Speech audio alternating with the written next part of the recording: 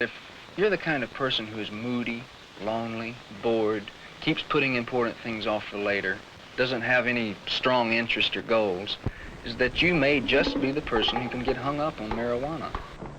It's stimulating, mind-expanding, safer to use than alcohol. It's the in thing, the hula hoop of the jet generation, and as much a part of growing up as smoking corn silk behind the back fence. This is the now generation. They feel disenchanted with the world around them. While they may, for the most part, be outside the mainstream of American life, they are a part of the wave of the future. They've found a world where they seemingly have no problems. Webster defines the word now as meaning at the moment or at once. Seldom has a nation been able to witness such an explosion, a new mass mind, a nowness as it takes place. Today, we are seeing it.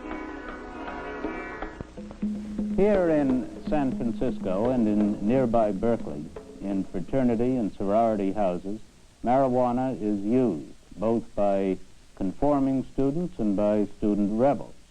It is used by hippies in the Haight-Ashbury district. The way that adults, they see it, have alcohol as their own kind of special thing. And once he becomes involved with this drug culture, his whole life changes. She now belonged to another society, another world, a world of pot, LSD, and free love. Started smoking. Alice Trenton, as her father knew her, was dead. Long live Alice. You know, smoking on the weekend.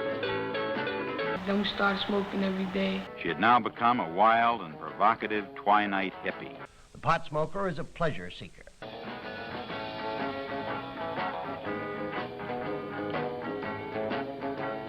This is the real action, the pot party. The trippers, the grasshoppers, the hip ones, all gathered in secrecy and flying high as a kite. Smoking grass is a private affair and doesn't harm anybody. It's a groovy way of relaxing, opening your senses.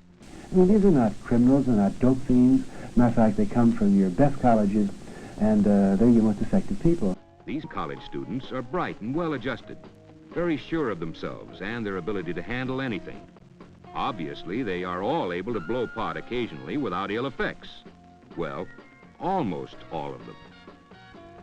What causes me a shock, if I may say so, is that... I love giving grass away. It's more fun than smoking it. I like to give things to people and share things with people. But I want to make this clear that... There's no logical or scientifically accepted reason that... You're giving all this dope away. Something ought to be done about it. There are still too many unanswered questions. Like, wow, it's like... Now let's hear some reasons from the kids who just can't wait to turn you on. Man, everybody blows pot. Once thought to be favored by young people on the fringes of established society, marijuana is no longer just their thing. Why are 10 million Americans smoking marijuana today? More and more we hear of stockbrokers, advertising people, lawyers, doctors, writers who once a week smoke pot. It's marijuana. If the acknowledged effect of marijuana is much greater than alcohol, it becomes easy to see why. Grass is the greatest. That's where real expansion of your mind and talents can be found.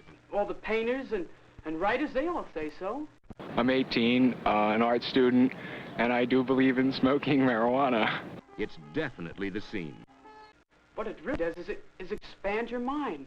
It makes you see things more clearly. Makes you more creative.